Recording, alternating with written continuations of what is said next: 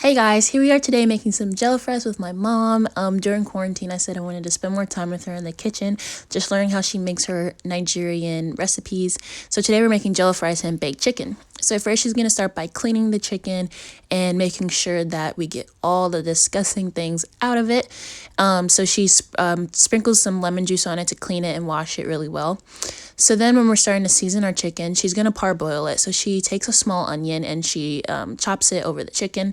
And then we're going to add our seasoning. She gets this special African spice from an African store, but we think it's just cayenne pepper. So she gets some of that, and this is all used in her discretion. Nigerians do not believe in measuring anything. So she takes some Maggi and puts that over the chicken as well. Then we're also going to take some white pepper, a little bit of ginger, some curry, some thyme. And just throw it all in there. And then she mixes it up. And we're going to, these are all the spices that she used. So she puts a little bit of water in it. And then she's going to put it on the stove over some medium heat.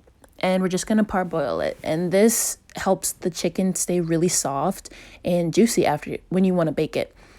So now we're going to go on to the stew. So here we are taking 2 large red bell peppers, and she's just taking the seeds out and giving them all just a really rough chop. And here's some Scotch bonnets. She only uses 1 because we're making a serving for 4 of us tonight. So it's not a very large batch. So only 1 Scotch. It's actually called Jamaican pepper, but I've heard other people call it Scotch bonnets. I don't know if there's a difference, but yeah. Then we take another small red onion, and sometimes you could put tomatoes and tomato paste in it, but she doesn't anymore. So then we're going to put some vegetable oil in a pan or in a pot and make sure it's hot.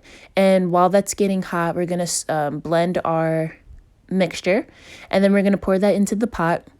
And that's just going to cook for a little while, just getting really hot. Add another splash of about a cup of water in there. We're going to give our chicken a stir, and it's getting all, pre-cooked before we put it in the oven. And this also makes for a shorter bake time. And all the juices and the spices get to marinate in it without spending too much time, making the chicken. Then we're going to season the stew. We're going to put the same seasonings that we put in the chicken. So it's thyme, curry, salt, white pepper. And I think that's it. I put a little clip in before, but yeah, so we're just all going to put that in. And then when she does this, she also puts 2 Maggi cubes as well. So we did the powdered one, but she also has the little cubes as well. So for a batch this large, she's only going to use 2 cubes. Sometimes if you make a bigger batch, she's going to use 4.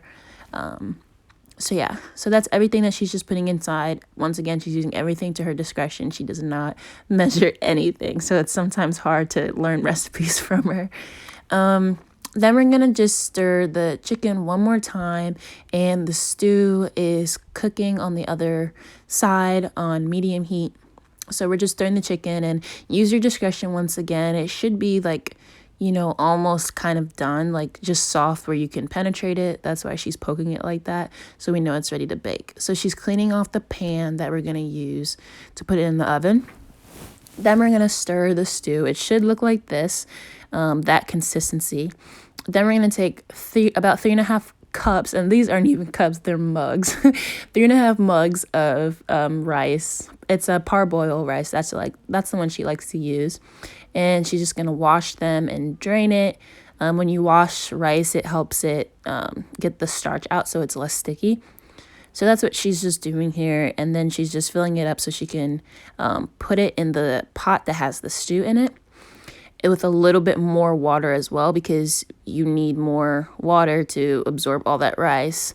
So here she is, just scooping every last bit into the pot of stew, and we're gonna stir it, and that is it for that pot of stew. Pretty simple, pretty easy. So there she is, just stirring it, and that's what it's gonna look like. And then she takes some foil and she puts it on top of the pot, and we are going to throw that in the oven. So we preheat the oven to 350, and the rice and the chicken is gonna bake at the same time, about 30 minutes. So she throws the rice in there, and then here we are transferring the chicken to the pan so we can throw that in the oven for baking as well. And oh my god, it looks so good and it smells so good. I wish you guys can smell all this, but there she is just doing that. And we're gonna bake it, and she takes it out halfway to flip the chicken as well. And she also takes the rice out about halfway to stir it and make sure that it's dry. Sometimes you could put butter in the rice when you're done making it, but she picks and chooses when she wants to do that. So my mom's rice is obviously Nigerian, and it's different. It's her way of making it. Like I said, she doesn't use tomatoes or tomato paste anymore when she makes jollof rice, because she finds that just the tomatoes make the jollof rice go bad faster. And the jollof rice actually freezes really well as well. So when I go off to school, she sends me some, and I could put it in my freezer and just microwave it whenever I'm ready to eat it. So here she is just flipping the chicken, and it looks so good. Oh my god. And that's what the rice should look like before you start to stir it. And obviously, if it's not dry enough yet, then you would just throw it back in the oven for a little bit. So here she is just stirring it in order to do that, and that's what it looks like. So she's going to throw it back into the oven, maybe for about another 10 minutes. And then when we're done, she's just going to take it out, stir it again, and it's ready to serve. And that is how you make my mom's jollof rice and chicken. Thank you guys for watching.